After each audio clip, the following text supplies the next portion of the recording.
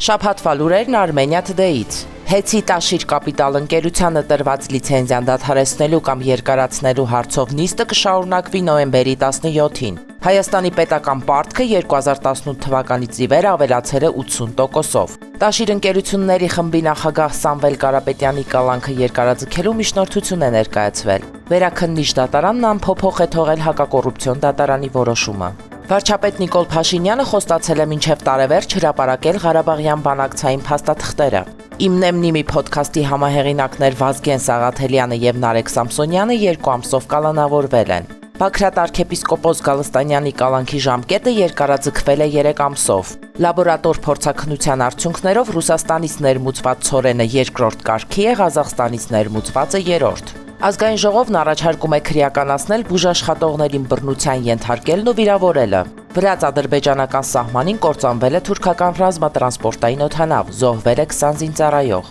Հայաստանի բռնցքամարտի մինչև 23 տարեկանների հավաքականը Եվրոպայի առաջնության թիմային հաշվարկում զբաղեցրել է երկրորդ տեղը նվաճելով 39 մեդալ։ Միացյալ Նահանգների նախագահ Դոնալդ Թրամփը շատդաունը դադարեցնող օրինագիծ է ստորագրել։